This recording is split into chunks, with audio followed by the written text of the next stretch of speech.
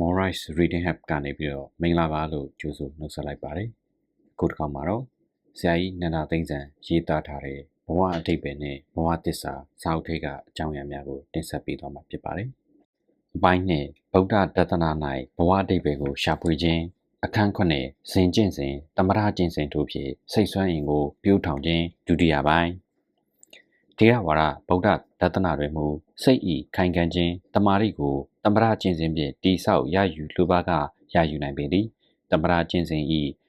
ပဓာနာလုပ်ငန်းမှာစူးစိုက်เสียတစ်ခုပေါ်၌စိတ်ကိုစူးစိုက်ထားရခြင်းဖြစ်၏ဗုဒ္ဓဒေသနာ၌စိတ်စူးစိုက်เสียကမ္မထံ40မျှရှိ၍ယင်းတို့မှာ1ကတိုင်း10ပါး2အာတုပ10ပါး3အနုတ္တတိ10ပါး4ဗျမဝိဟာရ4ပါး5အာဟာရေပရိကုသလတင်ညာတစ်ပါး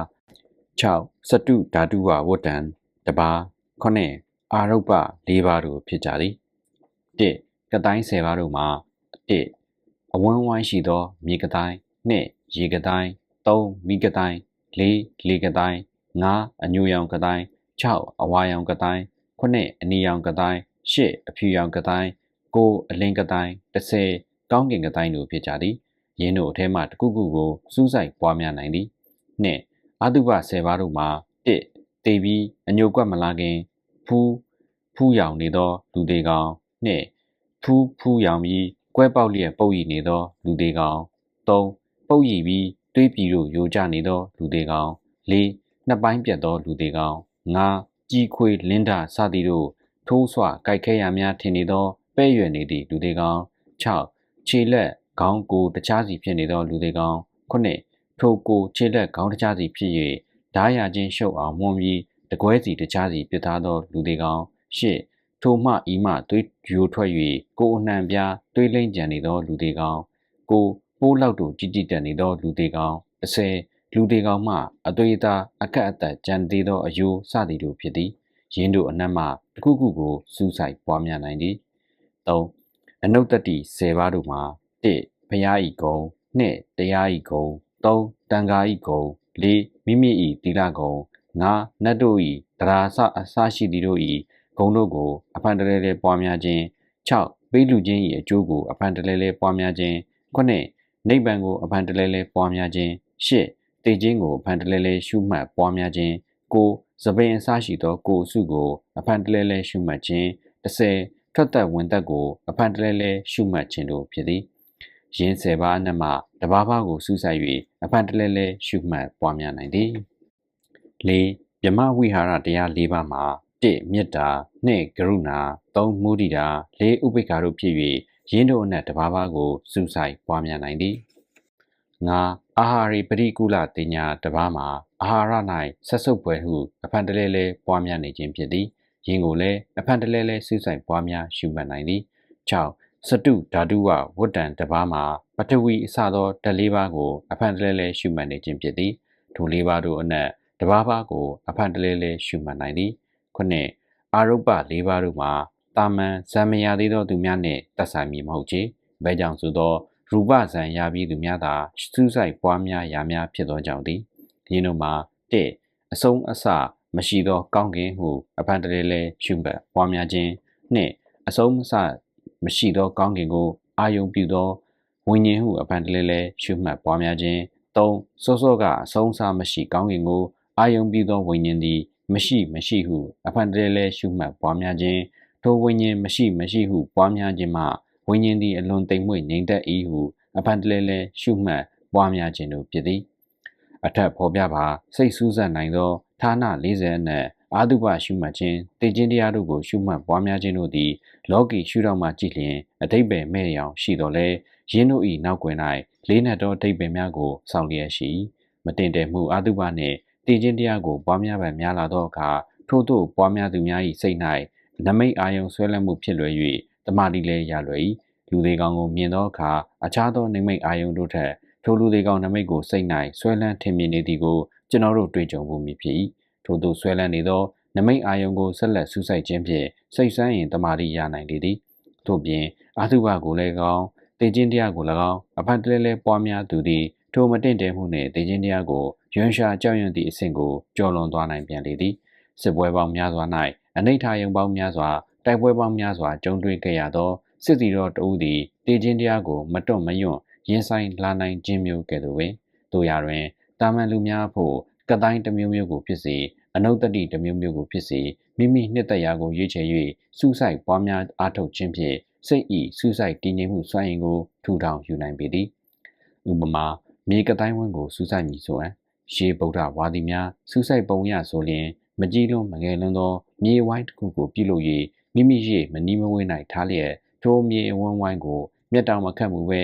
မြေဟုစိတ်မှအဖန်တလဲလဲပွားများ၍တစိုက်တည်းစိုက်ရှုနေရမည်ဖြစ်သည်ဗုဒ္ဓဒေသနာအရထို့သို့တစိုက်တည်းစိုက်ရှုနေသောစိတ်အပြင်ဘက်မှမြေကြီးအဝန်းဝိုင်းကတိုင်းကိုပရိကမ္မနမိတ်ဟုခေါ်သည်ထိုပရိကမ္မနမိတ်ကိုအဖန်တလဲလဲဆက်လက်ရှုမှတ်ခြင်းဖြင့်စိတ်တည်တည်ငြိမ်ခိုင်ခံ့မှုတမာတိတိုးတက်လာရာကမျက်စိကိုမှိတ်ထားတော့လဲမြေဝန်းဝိုင်းကိုသာမြင်နေရသောအဆင့်သို့ရောက်လာသည်ထို့သောမြေဝန်းဝိုင်းကိုထင်းထင်းရှားရှားမြင်နေရခြင်းကိုဥက္ကဟနမိတ်ဟုခေါ်သည်ထို့သောဥက္ကဟနမိတ်ရသောအခါအပြင်ဘက်မှပရိကမ္မနမိတ်မြေကြီးဝိုင်းကိုဖယ်လိုက်နိုင်ပြီဖြစ်သည်စိတ်တင်း၌ရှိနေပြီဖြစ်သည့်ထိုဥက္ကဟနမိတ်ကိုဆက်လက်စူးစိုက်ပြန်သောအခါတမာတိစွမ်းအားတိုးတက်လာရာကဥက္ကဟနမိတ်သည်အယောင်စင်းတောက်ပလျက်ကြည်နူးွယ်ဖြစ်လာသည်ထိုကြည်နူးွယ်ဖြစ်နေသောနမိတ်ကိုပရိဘာဂနမိတ်ဟုခေါ်သည်ထိုပရိဘာဂနမိတ်ကိုတဖြည်းဖြည်းခိုင်ခံ့တည်ငြိမ်လာသောတမာတိဖြင့်လက်ခံမိရာမှထို့ထက်တည်ငြိမ်ခိုင်ခံ့သောအပ္ပနာတမာတိကိုတက်သွားတာပထမဆုံးဇန်စိတ်ဝါပထမဇန်စိတ်ကိုရသည်ဟု၎င်းပထမဇန်သို့ရောက်သည်တက်သည်ဟုသည်၎င်းဆိုရပေမည်ပထမဇန်၌1ဝိတက်စိတ်ကိုအာယုံပေါ်သို့ရောက်အောင်တင်ပေးခြင်းသဘော2ဝိစာရဝိတက်တင်ပေး၍ရောက်ပြီးသောစိတ်ကိုထိုအာယုံပေါ်မှစုပ်လန်းမလာရအောင်မကြအောင်ဖေးမကစီးပင့်တင်ပေးခြင်းသဘော3ပီတိနှစ်သက်ခြင်းသဘော4ဒုက္ခကိုယ်စိတ်ရွှင်လန်းချမ်းသာခြင်းသဘော5ဧကဂရာစိတ်ဤတည်ငြိ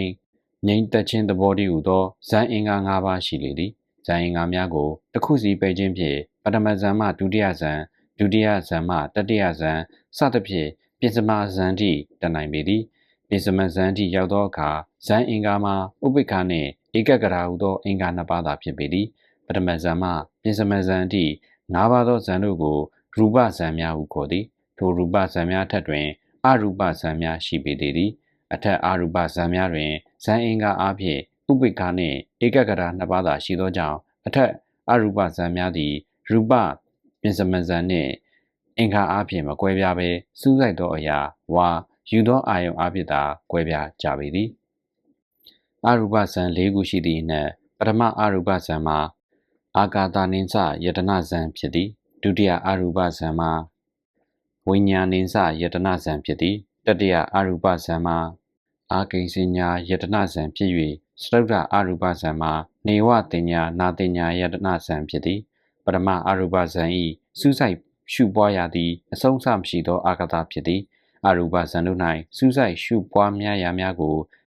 ကမ္မဋ္ဌာန်း40တွင်ဖော်ပြခဲ့ပြီးဖြစ်သည်ဒုတိယအရူပဇန်ဤစူးစိုက်ရှုပွားရာမှာအဆုံးအစမရှိသောဝိညာဉ်ဖြစ်သည်တတိယအရူပဇန်ဤစူးစိုက်ရှုပွားရာမှာဘာမှမရှိခြင်းသဘောဖြစ်သည်စတုတ္ထအရူပဇန်ဤစူးစိုက်ရှုပွားရာမှာအလွန်သိမ်မွေ့နူးညံ့သောအသိရှိသည်လည်းမဟုတ်မရှိသည်လည်းမဟုတ်သောသဘောပင်ဖြစ်သည်ဗုဒ္ဓဒေသနာအရဇန်တစ်ဆင့်မှတစ်ဆင့်သို့တက်ရာတွင်ပထမဦးစွာဇန်တစ်ခုကိုဝင်စားရသည်ထို့နောက်ဇန်မှထရသည်ထို့နောက်မိမိလိုရာအခြားဇန်တစ်ခုကိုဝင်စားရသည်ဇန်ဝင်စားခြင်းကိုကျွမ်းကျင်လာသောအခါမိမိဝင်စားခြင်းတို့ဝင်စားလာနိုင်သည်ဇန်များကိုခုံကျော်ဝင်နိုင်ခြင်းခုံကျော်ဆင်းနိုင်ခြင်းတို့ကိုပြုနိုင်ပေသည်ရူပဇန်နှင့်အရူပဇန်တို့ကိုဝင်စားနိုင်ပြီဆိုလျှင်တကောဘိညာဉ်6ပါးကိုရနိုင်ပေသည်ယင်းတို့မှာ1အိဋ္ဌိဝိဒမိမိလိုရာကိုဖန်ဆင်းနိုင်ခြင်း2ဒိဗ္ဗသောတာအဝေးနီးမိတိနေရာကအတန်ကိုမဆိုကြားနိုင်ခြင်း3ပရစိတ်တဝိဇာနနသူတစ်ပါး၏စိတ်ကိုပိုင်းခြားသိနိုင်ခြင်း4ပုပ္ပေနိဝါဒနုတ္တိရှင်း၌ဖြစ်ခဲ့မှုသောဘဝတို့ကိုသိနိုင်ခြင်း5ဒိဗ္ဗစကုအဝေးနီးမိတိနေရာ၌မဆိုရှိသောအရာကိုမြင်နိုင်ခြင်း6အဆုံးစွန်အားဖြင့်စိတ်ကိုအတဝခယဉာဏ်သို့ရှေ့ရှုစေ၍လောကီအနှောင်ဖွဲ့ဟူသမျှကိုချိုးဖျက်ကျော်လွှားနိုင်သောနေရာမှတို့ကိုတည်သောဉာဏ်ကိုရနိုင်ပေသည်နန္ဒသိမ့်ဇံစိတ်အစဉ်စဉ်မြင့်တက်ခြင်းတဘာဝကျမ်းတွင်တမထကျင့်စဉ်နှင့်ပတ်သက်၍လေ့လာနိုင်ပါသည်တမထကျင့်စဉ်ဖြင့်တကောဘိညာဉ်များသာမက ဘဝလွတ်မြောက်ရေးဉာဏ်ကိုပါရနိုင်ကြောင်းဖော်ပြခဲ့ခြင်းသည်စိတ်ဤခိုင်ခံ့တည်ကြည်မှုတမာရီ၏အရေးကြီးခြင်းကိုပေါ်လွင်စေလို၏ဖြစ်ပါသည်လောကီအောင်မြင်ရေးအတွက်လည်းထိုသမထကျင့်စဉ်မှာမိမိနှင့်စီလိုသောစူးစိုက်ရာတစ်ခုခုကိုရွေးချယ်လေ့ကျင့်နိုင်ပေသည်ဥပမာမိမိနှစ်သက်ရာရောင်ချယ်သောဝိုင်းတစ်ခုကိုမြင်ဖြစ်စေအရာဝတ္ထုတစ်ခုကိုဖြစ်စေစူးစိုက်ထားခြင်းဝင်လေထွက်လေအာနာပါနတတိကိုစူးစိုက်ခြင်းစသဖြင့်မိမိနှင့်တင့်လျော်ရာတစ်ခုခုကိုစူးစိုက်နိုင်ပေသည်စူးစိုက်မှုကြောင့်စိတ်ဤခိုင်ခံ့မှုစွမ်းအင်ရလာသူသည်ဇံများကိုရနိုင်လောက်သည့်စိတ်ဤခိုင်ခံ့မှုတမာတိကိုမရစေနှင့်တော့မိမိ၏ဇဏအားကိုမလျော့စေရန်၎င်းဝရိယအားကိုမလျော့စေရန်၎င်းစိတ်အားကိုမလျော့စေရန်၎င်းပညာအားကိုမလျော့စေရန်၎င်းထိမ့်ချုပ်မှန်တင်ထားနိုင်ပေလိမ့်မည်ရရှိလာသောထိုစန္ဒဝိရိယစိတ်ပညာအားတို့ကလူပုဂ္ဂိုလ်အားအောင်မြင်ခြင်းစီသို့တွန်းပို့ခေါ်ဆောင်သွားမည်ဖြစ်လေသည်ဘဝ၌ကောင်းသောမှန်သောတရားမျှတသောစိတ်ဖြင့်အောင်မြင်ထမြောက်ရေးအတွက်ကြိုးပမ်းနေခြင်းသည်သမုဒ္ဒိအားဖြင့်အဓိပ္ပာယ်ရှိသောကြိုးပမ်းခြင်းဖြစ်၍ထိုထမြောက်အောင်မြင်မှုရရေးသည်လည်းသမုဒ္ဒိအားဖြင့်အဓိပ္ပာယ်ရှိသောရည်မှန်းချက်ပန်းတိုင်ဖြစ်နိုင်ရပေသည်ထိုထမြောက်အောင်မြင်မှုကိုရသောအဖြစ်ဘဝသည်လည်းသမုဒ္ဒိအားဖြင့်အဓိပ္ပာယ်ရှိသောဘဝဖြစ်နိုင်ကောင်းပေလိမ့်မည်တို့ရာတွင်သမုဒ္ဒိလောက၌ဘဝ၏ကြာရှုံးမှုနှင့်အောင်မြင်မှုဘဝ၏ချို့တဲ့မှုနှင့်ပြည်စုံမှုတို့အပေါ်မြည်၍ဖြစ်စေလူသား၏အယူဆအစွဲဥပါဒံလောကအမြင်မျိုးမျိုးတို့အပေါ်မြည်၍ဖြစ်စေဘဝ၏အဓိပ္ပာယ်ကိုလည်းအမျိုးမျိုးမြင်နေကြမိတာဖြစ်ပါသည်ယူဆနေကြမိတာဖြစ်ပါသည်ဗုဒ္ဓတဒနာသည်ထိုဘဝအဓိပ္ပာယ်တို့အပြင်အခြားသောဘဝအဓိပ္ပာယ်သည်ရှိသေးသည်ဟုဖော်ပြ၏ယင်းမှာဘဝ၏သစ္စာကိုထွင်းဖောက်သိမြင်၍လောကုတ္တရာအောင်နိုင်ရေးကိုသာရသောအဖြစ်ပင်ဖြစ်လေသည်ဗုဒ္ဓတဒနာ၌ကောင်းသောမှန်သောတရားမျှတသောစိတ်ဝူသည်မှာမိတို့သောစိတ်မျိုးဖြစ်သည်ကိုအခန်း7၌ကြည်နိုင်ပါသည်ဆက်လက်တင်ဆက်ပေးမှာတော့အပိုင်း3ပထမဘဝသစ္စာအကျဉ်သူသည်ဒုက္ခဝေဒနာကိုဆင်းရဲဟူ၍မြင်၏ဒုက္ခဝေဒနာကိုမြောက်တန်ခြင်းဟူ၍မြင်၏ငြိမ်သက်သောဥပိ္ပခဝေဒနာကိုအနိစ္စဟူ၍မြင်၏ဝေဒနာသုံးပါးကိုကောင်းစွာမြင်ပြီးသောထိုယဟန်သည်ထိုဝေဒနာ၌သမုတ်စေတဝိမု ക്തി အားဖြင့်လွတ်မြောက်၏ထိုကြောင့်ယဟန်သည်အဘိညာဉ်ကိစ္စပြီးဆုံး၍ငြိမ်းအေးပြီးလျှင်ယောဂ၄ပါးကိုလွန်မြောက်ပြီးသူဖြစ်၏ဒုတိယဝေဒနာတုတ်တိကနိပတ်80ဝုတ်အခန်း၈ရှုထောင့်အသက်မှအမှန်တရားကိုသိမြင်ဖော်ထုတ်ခြင်းဗုဒ္ဓအလိုရလူအဖြစ်လူဘဝသည်ရနိုင်ခဲ့သောအဖြစ်ရနိုင်ခဲ့သောဘဝဖြစ်ရကားရရှိလာသောလူဘဝကိုအချီးနှီးသောအဓိပ္ပာယ်မဲ့သောဘဝဖြစ်သည်ဟုမမြင်ကြဓမ္မပဒ182ပထမစိတ်ကတယူဂတုတ်ပပါဒဝတ်နှင့်အညပရတုတ်ပထမအာမကတညပေယလဝတ်တစ္ဆာတန်ယုတ်အဘယ်ကြောင့်ဆိုသောလူဘဝ၌လူသားသည်ဘဝ၏အဆုံးစွန်ဖြစ်သောအရိယာတစ္ဆာတို့ကိုသိနိုင်ရနိုင်စွမ်း၍ထိုအရိယာတစ္ဆာဉာဏ်ပညာတို့ဖြင့်ရုပ်ခန္ဓာနှင့်စိတ်ကိုအဟံအတာအကန့်အသတ်ပြုမှုမှန်သမျှကိုချိုးဖျက်ကျော်လွှားကာလောကုတ္တရာအောင်နိုင်ရေးကိုရနိုင်စွမ်းသောအခြေအနေတို့ကိုရရှိလျက်ရှိသည်ဟုဗုဒ္ဓသည်ယုံကြည်သောကြောင့်ဖြစ်၏ဗုဒ္ဓသည်မိမိကိုယ်တိုင်ခန္ဓာ၅ပါးရူပခန္ဓာဝေဒနာခန္ဓာတင်ညက်ခန္ဓာသင်္ခါရခန္ဓာဝိညာဏခန္ဓာ၅ပါး၌စူးစမ်းအားထုတ်ရမှအရေးအတွက်အားဖြင့်၄ပါးရှိသောအရိယာသစ္စာတို့ကိုထိုးထွင်းသိမြင်လာခဲ့သည်သစ္စာအလုံးတို့တွင်အရိယာသစ္စာ၄ပါးသည်အမျက်ဆုံးဖြစ်၏ဟုလည်းသိမြင်သဘောပေါက်လာခဲ့သည်ဓမ္မပဒ283တို့ရာတွင်ဗုဒ္ဓသည်မိမိတွေ့သိခဲ့သောအရိယာသစ္စာတို့ကိုမိမိကဲ့သို့တွေ့သိလိုပါကတွေ့သိနိုင်အောင်နီးပိတ်လမ်းပြပြုခဲ့သူဖော်ထုတ်ပေးခဲ့သူသာဖြစ်၍ကိုယ်တိုင်တွေ့သိလိုပါကကိုယ်တိုင်အားထုတ်ရမည်သာဖြစ်လေသည်ဒနကမောက္ကလာနတုတ်ဥပရိပနာတမျက်စိမာနိကေဗုဒ္ဓ၏အရိယာသစ္စာတို့သည်စိတ်ကူးကြံစာခြင်းဖြင့်တည်ထွင်ယူသောသစ္စာများမဟုတ်ဘဲကိုယ်တိုင်ထိုးထွင်းတွေ့ရှိခြင်း discovery ဖြင့်ဖော်ထုတ်ခဲ့သောသစ္စာများဖြစ်ပေရာထိုးထွင်း၍တွေ့ရှိခြင်း၏သဘောကိုဤနေရာ၌အနှဲငယ်ဖော်ပြလိုမည်ဖြစ်ပါသည်လူသည်အရှိတရားမှအတိတရားကိုရယူသောတတ္တဝါဖြစ်သည်ဟုဆိုကြသည်တို့ရာတွင်အချိန်ကာလအားဖြင့်အရှိတရားသည်အလင်းအဦးကြ၍အတိတရားသည်နောက်မှဖြစ်သည်ဟုဆိုနိုင်သည်အရှိတရားဟုဆိုရ၌သင်္ခါရလောကဩဃာတလောကတတ္တလောကတည်းဟူသောလောက၃ပါးအတွင်းရှိအရှိတရားအလုံးကိုဆိုလိုသည်အတိတရားဆိုရ၌ထိုလောက၃ပါးအတွင်းရှိ အရှိတရားများကိုအခြေပြု၍သိမြင်လာမှုကိုဆိုလိုသည်တို့ရာတွင်လူသား၏အတိတရားသည်လူတဦးနှင့်တဦးတူညီခြင်းမရှိကြဤသို့ဖြစ်ရခြင်းသည်အရှိတရားမတူသောကြောင့်ပေလောဟုစဉ်းစားပွဲရှိ၏တို့ရာတွင်အရှိတရားတူသောလဲအတိတရားတူညီစွာမဖြစ်သောတာရကများရှိလေသည်သိပ္ပံပညာရှင်အာခိမီဒီစ်သည်ဆီယာကျုစ်ဘုရင်ဟီယာရို၏ရွှေတရဖူကိုရွှေစစ်မစစ်စမ်းသပ်စစ်ဆေးပေးရန်ခိုင်းစေခြင်းခံရ၏ဘုရင်ဟီယာရိုသည်ရွှေပရိန်တဲ့တူကရွှေတရဖူလောက်ခိုင်းရာတရဖူပြီးသည်တွင်ပရိန်စရာရွှေကိုးထားသည်ဟုတင်ကားမကင်းဖြစ်လေသည်ထို့ကြောင့်ရွှေစစ်မစစ်စစ်ဆေးပေးရန်အာခိမီဒီစ်အားခိုင်းစေခြင်းဖြစ်၏တို့နှင့်အာခိမီဒီစ်သည်တရဖူရွှေစစ်မစစ်သိရန်မိတို့မိဘုံပြုလုပ်စမ်းသပ်နိုင်မည်အကြောင်းကိုနေရောညပါစဉ်းစားလျက်ရှိသည်ညနေခင်းတစ်ချိန်တွင်အာခိမီဒီစ်သည်ရေစီတစ်ခုတွင်ရေချိုးလေသည်သူသည်ရေထဲတွင်မတ်တက်ထားကြည့်သည်ထိုင်ကြည့်သည်ရေအောက်တွင်နှိမ့်မြုပ်လေးလေးရှမ်းကျလာသောရေအတိုင်းဆမှများလေးလေးဖြစ်ပုံကိုကောင်းစွာမှတ်သားသည်ထိုင်ကြည့်တစ်ခါထားကြည့်တစ်လှည့်လှုပ်လျက်စဉ်းစားနေစဉ်ရုတ်တရက်အတိတရားတစ်ခုရလာ၍ရေစီမှခုန်ထွက်လေသည်ထို့နောက်အဝတ်ကိုပင်ကိုပေါ်၌တင်ရန်တတိမရပဲတိပြီးဟုအော်၍လမ်းတစ်လျှောက်ပြေးလေတော်သည်အာခိမီဒီစ်ရလာသောအတိတရားမှာအရေးတွင်နှစ်သောအရာဝတ္ထု၏ရောသွားသောအလေးချိန်သည်အရာဝတ္ထုကဖယ်ထုတ်သောအရေး၏အလေးချိန်နှင့်တူညီသည်ဟုသောရုပ်ဝတ္ထုပစ္စည်းများ၏တိတ်တီးခြင်း density နှင့်ဆိုင်သောနိယာမတရက်ကိုသိမြင်လိုက်သည့်အတိတရားဖြစ်လေသည်ထိုနိယာမဖြင့်ဘယင်ဟီယာရို၏တရဖူကိုရွှေမစစ်ကြောင်းစမ်းသပ်စစ်ဆေး၍အဖြစ်ပေးနိုင်ခဲ့၏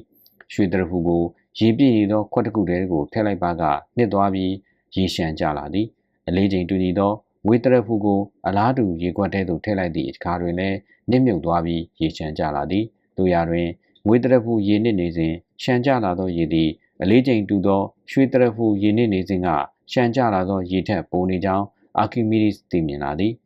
ဤနည်းအားဖြင့်ရွှေ၏တိတ်သိခြင်းသည်ငွေ၏တိတ်သိခြင်းထက်ပိုသည်ဟုသောအသည့်တရားကိုသုံးချကာရွှေမစစ်ကြောင်းအဖြစ်ပေးနိုင်ခဲ့လေသည်အာခိမီဒီစ်၏တွေ့ရှိချက်သည်ပဂတိရှိနေသောအရှိတရားတို့တွင်မှအရှိတရားတစ်ခုကိုထွင်းပေါက်သိမြင်လာခြင်းသာဖြစ်သည်တာမန်လူများသည်ရေချိုးကွက်၌ရေဖြည့်ပူကြမည်ရေရှမ်းကြခြင်းများကိုလည်းမြင်ပူကြမည်ရေကွက်အတွင်းအရာဝတ္ထုဖြစ်စေလူကိုယ်တိုင်ဖြစ်စေနစ်မြုပ်သောအခါရေအောက်သို့နစ်လေလေရေရှမ်းကြမှုသည်ပုံမူလာလေလေဖြစ်ကြောင်းကိုတွေ့ပူကြမည်တို့ရာတွင်ထိုရှိတရားများကိုတွေ့မြင်ပုံချင်းတူကြတော်လဲအာခိမီဒီစ်ကဲ့သို့တိတ်တိကျနှင့်ဆိုင်သောနိယာမတရက်ကိုထိုတွင်မသိမြင်နိုင်ကြကြဤသို့ဖြစ်ရခြင်းမှာစိတ်၏အခြေခံစိတ်၏ပွားထုံလေ့ကျင့်မှုနှင့်ရှုမြင်နည်းမတူသောကြောင့်ဖြစ်ပေလိမ့်မည်သိပ္ပံပညာရှင်နျူတန်သည်လည်းဆွဲငင်အားနှင့်ရွေလျားမှုသဘောများကိုစဉ်းစားနေစဉ်တစ်တီတစ်လုံးသူ့ရှေ့ပင်ပေါ်မှကျွေးကြလာသည်ကျွေးကြလာသောတစ်တီသည်မြေကြီးနှင့်နီးလေအလျင်မှပို၍မြန်လေဖြစ်ကြောင်းသူသတိထားမိသည်ဤချက်ကိုသတိထားမိရမှနျူတန်သည်ကမ္ဘာမြေကြီး၏ဆွဲငင်အားနှင့်ဆိုင်သောနေရာများကိုသိမြင်ဖော်ထုတ်လာခဲ့သည်ဟုဆို၏တာမန်အားဖြင့်သူတို့ထင်မြင်နေသောကာလ time အာကာသ space တို့၌ပင်အိုင်းစတိုင်းသည်သူ၏နှိုင်းရဓမ္မယူဆ relativity theory ကိုထိုးထွင်းသိမြင်ဖော်ထုတ်နိုင်ခဲ့သည်အာခိမီဒီစ်နျူတန်မှစ၍သိပ္ပံပညာရှင်အများစုတို့၏ထိုကဲ့သို့ထိုးထွင်းတွေ့ရှိချက်များသည်စောစောကတည်းကရှိနေသောအရှိတရားများကိုအမြင်သစ်မှမြင်တွေ့ရရှိလာကြသောတွေ့ရှိချက်များပင်ဖြစ်လေသည်ဤချက်ကိုထောက်၍ထိုးထွင်းတွေ့ရှိခြင်းဆိုသည်မှာပဂတိရှိနှင့်နေပြီးအဟောင်းများကိုရှုထောင့်သစ်မှမြင်တွေ့ခြင်းဖြစ်သည်ဟုဆိုရပေလိမ့်မည် Stephen Tolman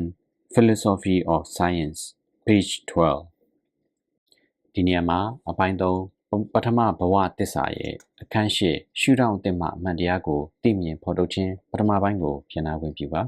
နောက်ထပ်အပိုင်းကိုဆက်လက်တင်ဆက်ပေးတော့မှာဖြစ်ပါတယ်နားဆင်ပေးခဲ့ကြတဲ့အတွက်ကျေးဇူးများတင်ပါတယ်နောက်ထပ်ပိုင်းဒီမှာပြန်လည်ဆုံတွေ့ကြမယ်နော်မင်္ဂလာရှိသောနေ့ရက်များ